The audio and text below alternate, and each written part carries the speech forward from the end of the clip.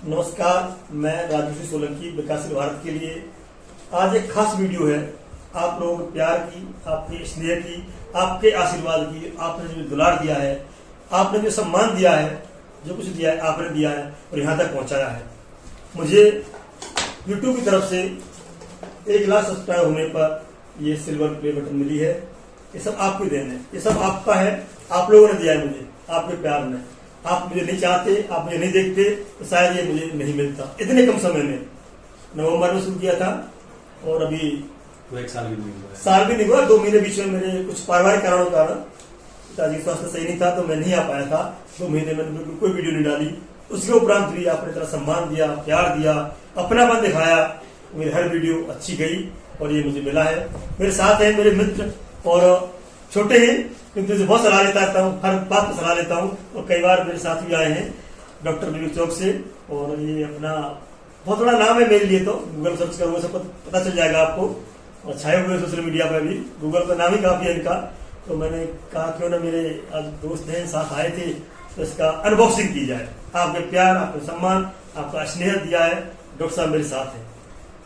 सबसे पहले तो राजू सोलंकी जी आपको बहुत बहुत बधाई। आपके चैनल का मैं रेगुलर फॉलोअर हूँ, मैं हमेशा उसका रेगुलर व्यूअर हूँ। और आप हमेशा जनता से जुड़े मुद्दे, समाज से जुड़े मुद्दे और बड़े पॉजिटिव वे में आप हर न्यूज को दिखाते हैं। मैं खासकर मैं या मेरे जैसे लोग आजकल टीवी चैनल्स पे जो मीडिया है उसको देखना थोड़ा कम कर दिया है, क्योंकि इतनी नेगेटिविटी फैली हुई है कि हम जब देखते हैं तो 2 मिनट बाद लगता है दुनिया में क्या चल रहा है। लेकिन आपके चैनल ने एक ऐसा शुरुआत की है, एक ऐसा माध्यम दिया है कि आप हर मुद्दे में से हर इशू को आप बड़े नॉन बायस हो तरीके से आप उनको जनता के बीच में लेके आते हैं, दोनों पक्ष को दिखाते हैं। यहाँ मैंने आपके किसान आंदोलन से संबंधित सभी वीडियोस देखे हैं। अभी रिसेंटली आपके जो अफगान क्राइसिस के वीडियोस थे, जो शरणार्थी अपने आए हुए थे, उनके मैंने आपको वीडियोस देखे और भी मैं रेगुलर देखता हूँ। तो मुझे अच्छी प्रसन्नता होती है कि हमारे बीच में ऐसे चैनल्स हैं, खासकर आपका चैनल ऐसा है जो पॉजिटिव न्यूज को दिखाता है, नॉन बायस तरीके से दोनों पक्ष को रखता है। किसान बिल के बारे में मैं स्पष्टता से बोलूंगा, किसान बिल के कुछ जो अच्छे कारण हैं वो भी आपने दिखाए और जो उसमें जो फ्लॉज हैं, जो गलत हैं या जो उसके नेगेटिव पॉइंट्स हैं वो भी आपने। मुझे कई बार भाजपा का एजेंट कहा गया है, भाजपा का वकील कहा गया है, सरकार का दलाल कहा गया है, बहुत कुछ कहा गया है मेरे लिए। किंतु मैंने जो काम था सही दिखाया, गलत था गलत दिखाया और दिखाता रहूंगा। आपके कमेंट बहुत अच्छे आए, एक आध कमेंट ऐसे आए जो मैं नहीं पढ़ सकता था, किंतु उनका भी स्वागत है। निंदक ने निरा किए तो निंदा करिए, अच्छी बात है। किंतु मैं सकारात्मक दिखाऊंगा, दिखाता रहूंगा। सोलंकी जी, एक समाज का पहलू होता है, जब आप इतना आगे बढ़ेंगे ना उतनी आपकी पैर खींचने वाले पीछे होंगे। ऐसा नहीं कि आपको सिर्फ एक पार्टी का एजेंट के रूप में गया है। अगर आप मान लो भाजपा की बुराई भी करते तो आपको दूसरा कोई टैग दे दिया जाता। अब वो मैं पब्लिकली बोलना मुझे शोभा नहीं देता कि वो क्या टैग देते हैं, ऐसा नहीं है। आप जब भी आप किसी एक पक्ष को की सत्यता को दिखाएंगे, उसको प्रसारित करेंगे, तो दूसरा पक्ष ऑटोमेटिकली ओबियस होता है, बड़ा अंडरस्टूड होता है कि वो आपके दूसरे नेगेटिव पहलू को दिखाएगा। मेरा भी मानना है कि आज आप मेरा इंटरव्यू लें, इसके बजाय मुझे आपका इंटरव्यू लेना चाहिए, क्योंकि ये सफलता आपको मिली है। तो मैं आपसे आपके दोनों पकड़ते हैं, तो अनबॉक्सिंग करते हैं इसकी। देखिए दोस्तों, हम दोनों इसकी अनबॉक्सिंग कर रहे हैं और ये हमारे लिए बहुत आपका अनबॉक्सिंग आपकी तरफ से कर रहे हैं। आपने प्यार दिया, सम्मान दिया, हमारा इसमें कुछ नहीं है। आपका प्यार है, स्नेह है, आपका है। आप इतना प्यार नहीं देते। हम जैसे कितने लोग हैं जो सालों से लगे हुए हैं। सर्टिफिकेट, ये सर्टिफिकेट है, मैं आपको समर्पित करता हूँ। सर्टिफिकेट तो लिखा हुआ है, पढ़ के सुना देता हूँ आपको मैं, पहले आप देख लीजिए। आपके लिए है, लिखा हुआ है, सम 1 lakh subscribers, just how far have you come? If each of your subscribers were a light year, they could take you from one side of my way to the other. इसकी कॉपी को आप थोड़ा सा उसमें मैं दिखा दूंगा आपको, पूरा मतलब पढ़ सकते हैं आराम से। उसको थोड़ा सा स्ट्रेट रखिए। ये आपका प्यार है, आपका सम्मान है, आपका प्राइज है, आपको समर्पित है। और ये शायद यूट्यूब के CEO ने भेजा है। ये आपका ये देखो ये है सिल्वर प्ले बटन। वो बड़ी इच्छा थी मुझे, बहुत ही इसका आशा थी कि जल्दी मिलेगा, वास्तव में जल्दी मिल गया है। मतलब मेरी उम्मीदों से पहले मिल गया है मुझे। ये आपका स्नेह है, आपका प्यार है, आपका है सब कुछ, आपने दिलाया है मुझे। बहुत लोगों ने किया है, संघर्ष किया है, बहुत सारे साथी थे। इसमें लिखा हुआ है प्रेजेंटेड टू विकासशील Bharat for passing 1 lakh subscribers YouTube. देखिए आप देख पा रहे होंगे, ये आपके लिए है। ये सब दोनों चीजें हैं आपके लिए है, दोनों चीजें हैं आपके लिए। आपका प्यार, आपने क्या देखा हमें, मैं बता दूं मेरी बहुत सारी वीडियो, मैं बहुत ज्यादा टेक्निकल नहीं जानता था इन चीजों के बारे में कि रीच कैसे बढ़ाते हैं जनता तक, और कौन कौन से रास्ते हैं इनसे पहुंचा जा सकता है, मैं नहीं जानता था। किंतु आपका प्यार सम्मान ने मुझे यहाँ तक पहुंचा दिया। सुलगी जी, मेरा प्रश्न आपसे ये है कि आपके मन में ये YouTube चैनल चालू करने का विचार कैसे आया? क्योंकि मैं जितना आपको जानता हूँ, आप अपने लाइफ में बहुत बिजी हैं, आपके और भी इतने काम होते हैं कि आप समय नहीं निकाल पाते, तो YouTube चैनल बनाने का विचार कैसे आया? मैं कहीं बैठा हुआ था तो मुझे एक बहुत छोटा सा प्रोग्राम था, उस प्रोग्राम में मुझे एंकर बनाया गया कि आपको इसका एंकरिंग करनी है प्रोग्राम की। और मैं कभी स्टेज पर चढ़ा था, जानता ही नहीं था, मैं पैर कपते थे, बोलना नहीं आता था मेरे पे। किंतु नाम लेना बताने उसे समझता हूँ मैं। मेरे बहुत ही आदरणीय हैं दिनकर जी, उन्होंने मुझे वो किया कि नहीं आपको ही करनी है। उनके शिष्य हैं राहुल, सहयोगी हैं राहुल, उन्होंने कहा आपको ही एंकरिंग करनी है, ये प्रोग्राम आपको ही करना है। बड़ी मेरे धर्म संकट था तो मैं थोड़ा सा मुझे पढ़ा तो दीजिए।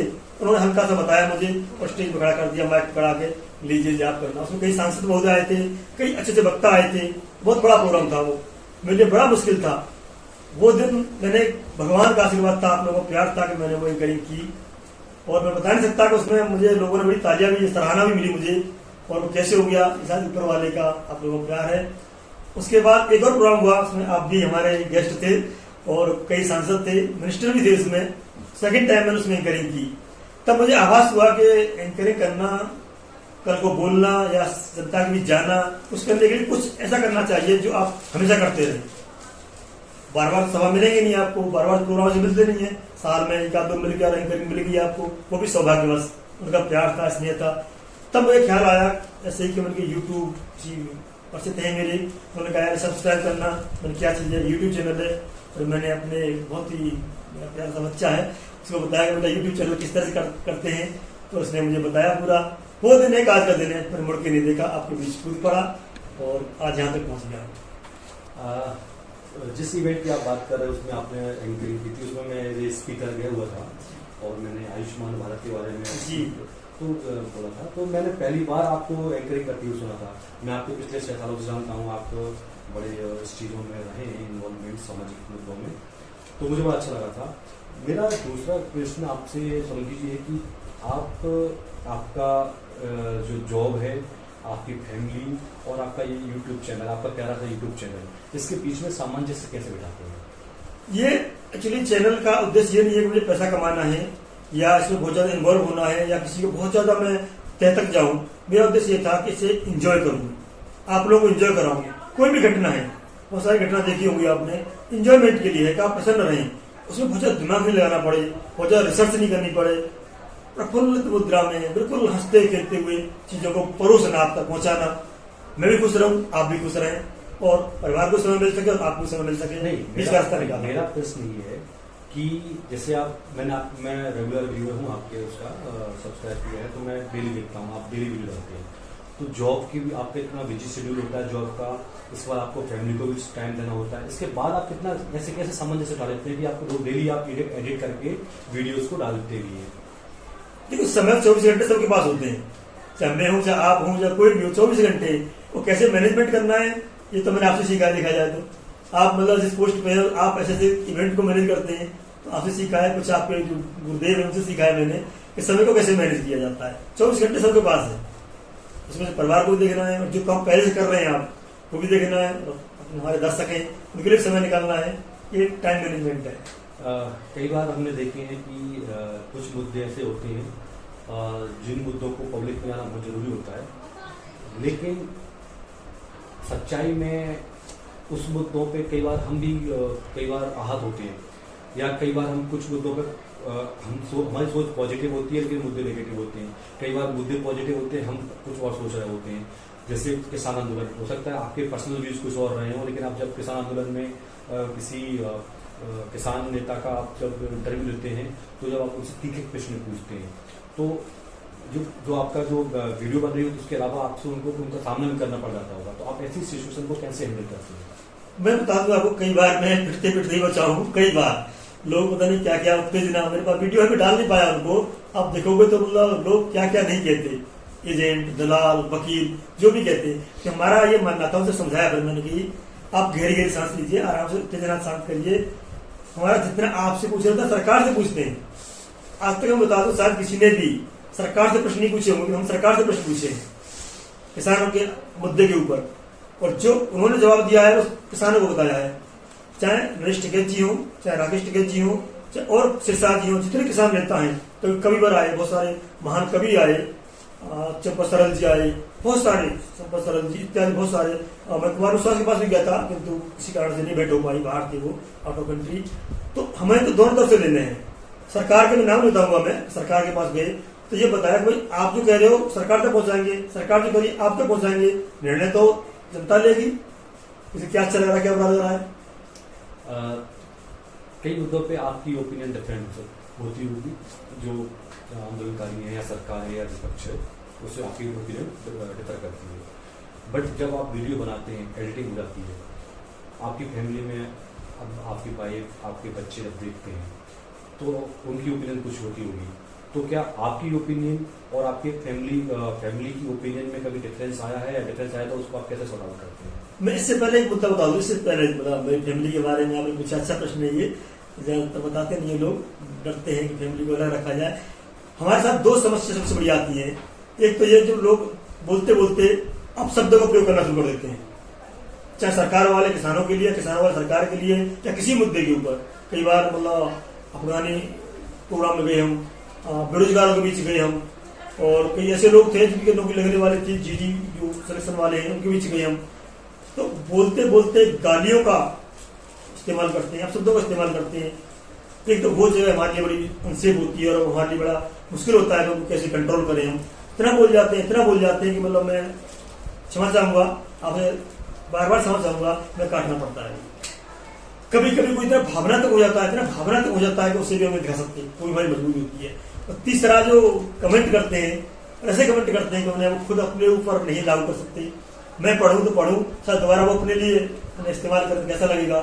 इन तीन चीजों से मैं आपसे हाथ जोड़ विनती करूंगा, हमें भी दूर रखें, आप भी दूर रहें। बाकी आपने प्रश्न पूछा था कि परिवार के बारे में कैसा लगता है, तो ये बता दूं मैं, परिवार का इसमें बहुत ज्यादा इन्वॉल्वमेंट नहीं है। वो अपना उतना एंजॉय करते हैं जितना मैं करता हूँ।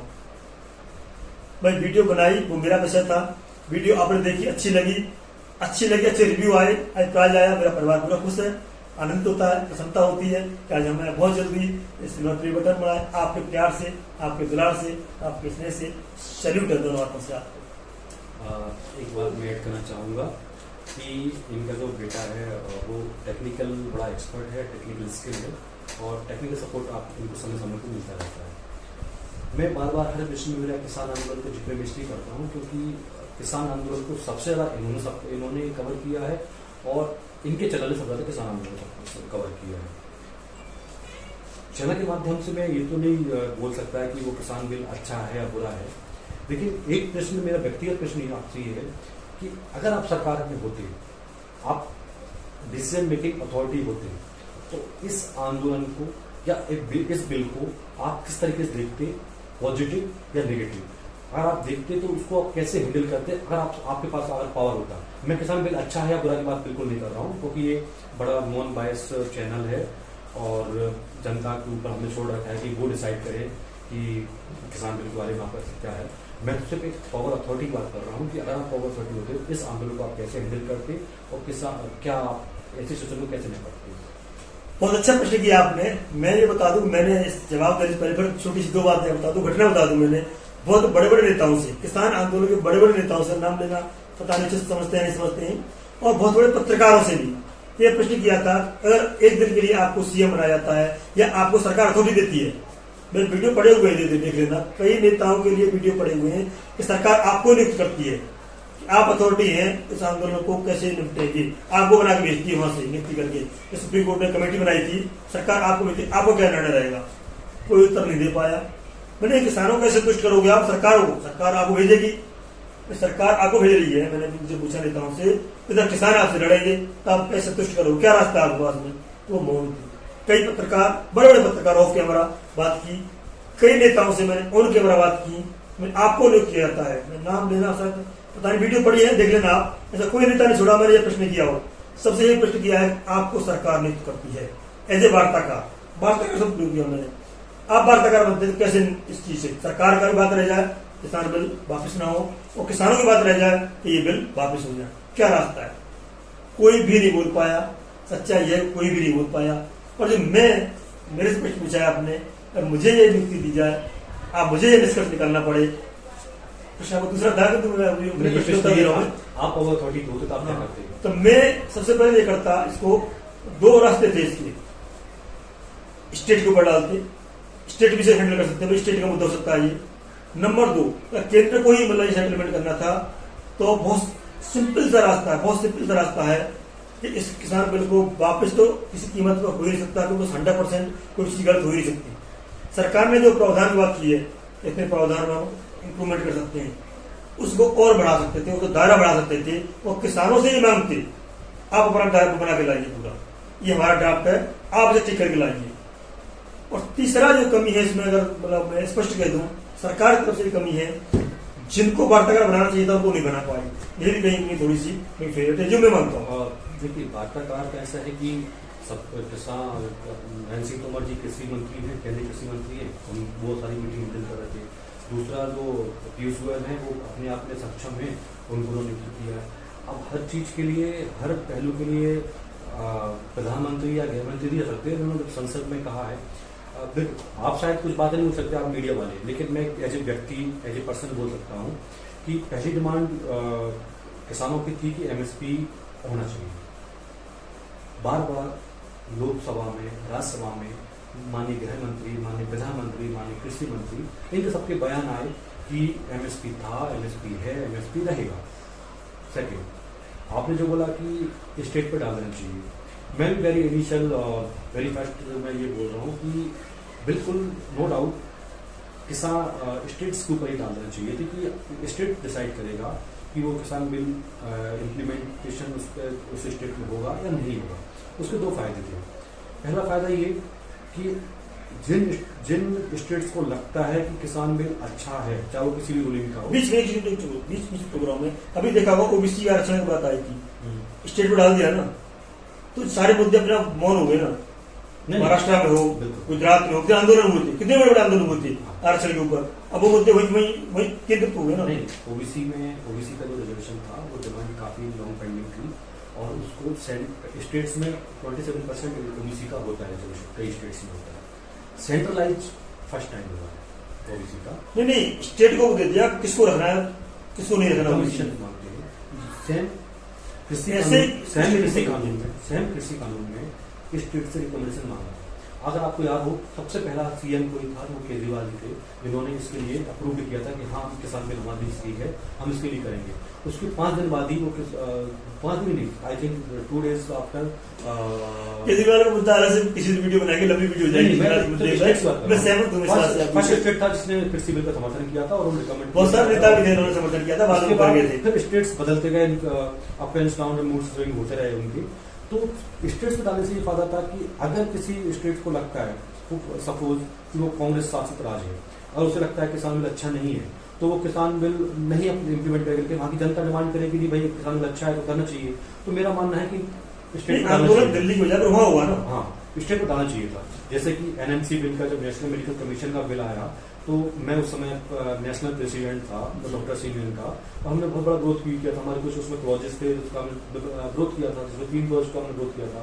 हालांकि बाद में सरकार ने 3 क्लॉज हमारी बात मानी, अमेंडमेंट हुआ उसमें, लेकिन उस समय उन्होंने स्टेट में डाल दिया था। और स्टेट्स में आपको जानकारी हैरानी होगी कि सभी स्टेट्स में वो इम्प्लीमेंट है। कोई स्टेट्स की मेडिकल फैकल्टी या मेडिकल यूनियन ने उसका विरोध नहीं किया। तो वो अलग अलग पहलू होते हैं। दूसरा ये कि कई बार जब ये जैसे मुद्दे उठाते हैं आप, तो आप किसी सामने वाले की व्यूज सुनते हैं, जिसका आप इंटरव्यू ले रहे होते हैं, आप उसके व्यूज से शायद एग्री ना करते हो, कई बार असहमति होते होंगे। तो मैंने जहां तक आपके जितने वीडियो देखे हैं, मैंने ये बड़ा आपके अंदर ये पेशेंस देखा है।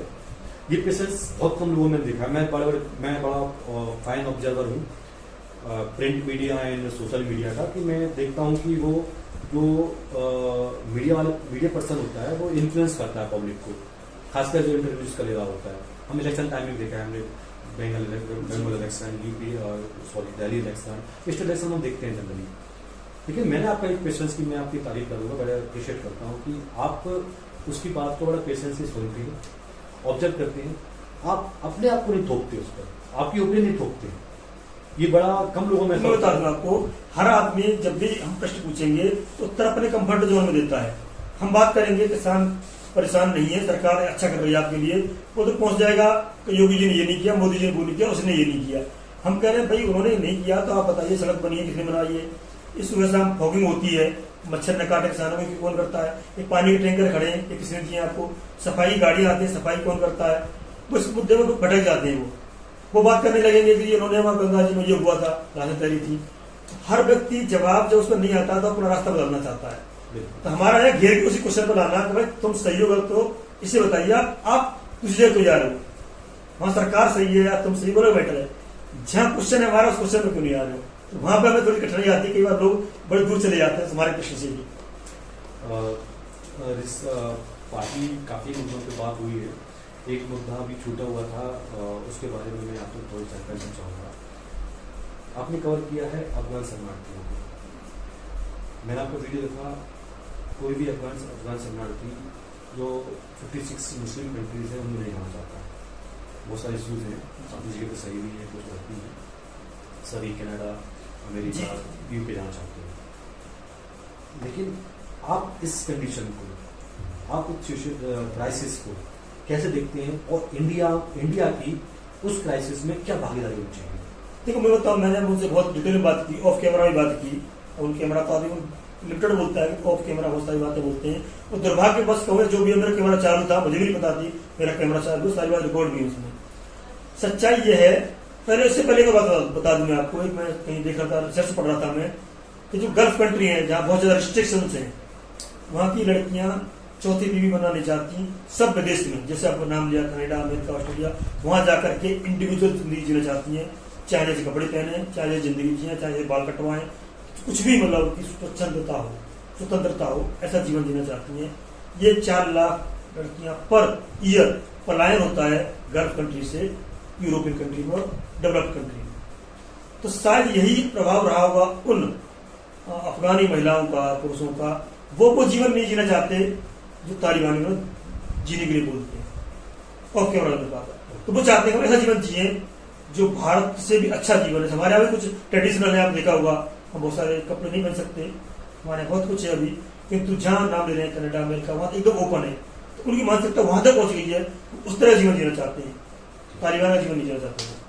लेकिन पिछले कुछ दशकों में हमने देखा है जो शरणार्थी France, London, Germany, Italy, Spain, America यहाँ गए हैं, वो रिपीटेडली शरिया लॉ की मांग करते हैं। वो चाहते हैं कि वहाँ पे जो डेमोक्रेसी है, वहाँ पे जो उनके जो लॉ एंड ऑर्डर है वो इनके अकॉर्डिंग चले। वो चाहते हैं वहाँ भी लोग हिजाब पहन के रहें, फ्रीडम से ना रहें। तो क्या इसकी क्या गारंटी है कि ये जब जाएंगे तो जिस देश में जाएंगे उस देश के कानून के हिसाब से चलेंगे, या ये अपने कानून में कुछ कराना चाहेंगे? क्योंकि हमने तो पिछले दशकों में देखा है, जब ईरान, इराक, इनका गल्फ कंट्रीज का बार हुआ था, तब भी वो शरणार्थी गए थे। वो आप जहाँ गए हैं वहाँ पे सर खरिया कानून की मांग करते हैं। नहीं, ये बिल्कुल सही प्रश्न पूछा, मैंने पूछा था उनसे। एक तरफ स्वतंत्रता की बात करते हो आप, एक तरफ मतलब कहते हो मतलब स्वच्छंद रहे, बिल्कुल एकदम अपना जीवन जिए। फिर मैंने कहा आपको खुद बता रहे 3 बच्चे हैं आपके, तब उन्होंने बताया कि वहां परिस्थिति ऐसी थी, हमें भी कुछ परसेंट ऐसे हैं, हमारे अंदर भी कुछ % लोग ऐसे हैं जिस तरह चाहते हैं, हमारे साथ हमारी बात करेंगे, अवसर मिलते ही वो अपना बयान बदल जाते हैं। किंतु 90% हम ऐसे हैं जो अपना मस्त जिंदगी जीना चाहते हैं, स्वतंत्र जिंदगी जीना चाहते हैं, किसी अंकुश वाली जिंदगी नहीं जीना चाहते।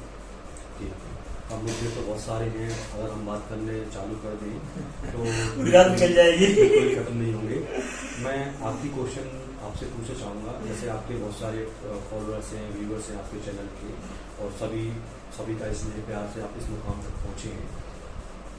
आपने अभी तक मैंने जो देखा है, आपने अभी की किसी इलेक्शन में आपने पार्टिसिपेशन नहीं है, क्या आगे भी ऐसा रहने वाला है, या रिसेंट में जो 5 राज्यों के जो इलेक्शन होने वाले हैं उसमें भी आपने कोई अपनी भूमिका तय करी है, कोई डायरेक्शन बनाई है?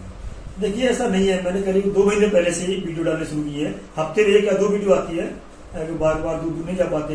मैं बता दूँ, लोहनी विधानसभा में गया, मैं गुर्जरों के समाज में बीच में कई जगह गया, ब्राह्मण समाज में गया, वहाँ पर मैं समाज के हिसाब से भी लोग बात करते हैं, इसलिए मैं खुल के बोल रहा हूँ।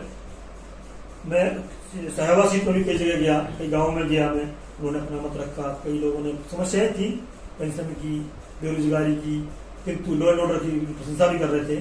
तो इस तरह की मैं लखनऊ के आसपास कई क्षेत्रों में गया। मैं करीब अभी तक मैं 4 या 5 विधानसभा कवर की है मैंने, ज़्यादा समय नहीं हुआ है, क्योंकि मेरा आपसे आश्वासन है, प्रॉमिस है, मैं पूरी विधानसभा कवर करूंगा और हर मुद्दे को, चाहे वो बेरोजगारी का, मैं बता देगा या बता मुद्दा छूट जाएगा। मैंने ऑनलाइन सर्वे किया था, ऑनलाइन क्वेश्चन भेज रखे हैं सारे आपको, और मैंने आपको दिखाया था कि कौन से मुद्दे प्रमुख रहने वाले हैं, पिछले कौन से मुद्दे थे और कौन से मुद्दे हैं। इसमें राम मंदिर मुद्दा भी था, जम्मू कश्मीर का मुद्दा भी था, बेरोजगारी मुद्दा था, शिक्षा का मुद्दा था, किसान आंदोलन का मुद्दा था, करीब 13-14 मुद्दे थे। लॉ एंड मुद्दा 14 मुद्दे थे, सबने वोट किया, इन्होंने सबने वोट किया। सैंपल साइज क्या था उसका? सैंपल साइज मतलब कैसे, कितने लोगों में पार्टिसिपेशन था? अभी तो 5000 से था, तो काफी बढ़ गया, मेरा 10,000 तक पहुंच गया है। लोगों के आ रहे हैं व्यू, जहां भी जाते हैं वो कुछ सर्वे उठाते हैं, तो जहां भी जाते हैं वो बताते हैं भाई इस एरिया का ये सर्वे है, आपका क्या है, तो जोड़ते जाते हैं हम लोग। वो दिखाते हैं कि ये हमारा सैंपल है, ऑनलाइन ऑफलाइन क्या है, दोनों कंपेयर करते हैं। भाई ऑनलाइन हमारा ये सर्वे था, इसमें इतने लोगों ने ये कहा, लोगों ने ये कहा, लोगों ने ये कहा, बेरोजगारी, महंगाई, राम मंदिर, जो भी मुद्दे हैं, किसी का आपने बताया कि जम्मू कश्मीर मुद्दा या लॉ एंड ऑर्डर मुद्दा, सब है, सबको बताते हैं कितने % का आपका क्या है, वो भी पूरा मुद्दा जोड़ते हैं उसमें। तो ये हमारे 17 क्वेश्चन है टोटल मिला के, उन 17 क्वेश्चन पर बात करते हैं उनसे, चाहे वो जवान हो या बुढ़ा हो या वयस्क हो, सबका इसको सपोर्ट करते हैं। पहले भी सपोर्ट किया था, आगे सपोर्ट करेंगे। वोट का नहीं पूछते, किसी से वोट का नहीं पूछते, सपोर्ट का पूछते हैं। मैं पुनः सभी दर्शकों की तरफ से सभी सबसे ये आपका है, आपको बहुत ये आपका है, बहुत बधाई देता हूँ। ये आपका है। 1 लाख फॉलोअर में, और उम्मीद करता हूँ सभी का स्नेह प्यार आपको ऐसे ही मिलता रहे। आप जनता से जुड़े मुद्दे, सामाजिक मुद्दे बड़े नॉन बायस तरीके से, बड़ी ईमानदारी के साथ जनता के बीच में लेके आइए, और इलेक्शन जो करंट में इलेक्शन आने वाले हैं उनका रेगुलर अपडेट देते रहिए, और अच्छी सीरीज बनाइए ताकि हम लोगों को ग्राउंड रियलिटी मालूम चले। क्योंकि जो टीवी पे हम देखते हैं वो तो सारे बायस हैं, 50% इस साइड है, 50% इस साइड है, हम देख के आधा क्लियर कट समझ में आता है। लेकिन आपके चैनल से हमें उम्मीद है कि आप जनता से जुड़े हुए उनको बताएंगे, और इसके अलावा आपको कुछ बोलना चाहते हैं तो आपके मैं सभी को बधाई दूंगा कि आपके प्रयास से ये मिला है, और मैं आपको ये आश्वासन देना चाहूंगा, प्रॉमिस करना चाहूंगा, मैं पूरी विधानसभा कवर करूंगा, पूरी विधानसभा उत्तर प्रदेश की जितनी भी है। उत्तराखंड और पंजाब भी जाने का विचार है, बाकी जगह तो नहीं जा पाऊंगा, और 3 स्टेट में पूरा प्रयास रहेगा कि जो वास्तविकता है, हकीकत है, वो आप तक पहुंचेगी। इसमें कोई मिलावट नहीं होगी, कोई कट कॉपी पेस्ट नहीं होगी। हाँ, कोई अनावश्यक शब्द होंगे, या जो उसे कहते हैं आप इस भाषा में अमर्यादित शब्द, उनको मैं काटूंगा, आपसे प्रॉमिस कर रहा हूँ। वो शब्द मैं नहीं दिखा सकता जो मैं अपने घर में अपने बच्चों के साथ नहीं सुन सकता, जिसे मैं नहीं सुन सकता अपने परिवार के साथ, आपको भी नहीं सुनाऊंगा। बाकी जो है, जैसा है, मैं आप तक पहुंचाऊंगा, ये मेरा प्रॉमिस है। जय हिंद, बहुत जय धन्यवाद।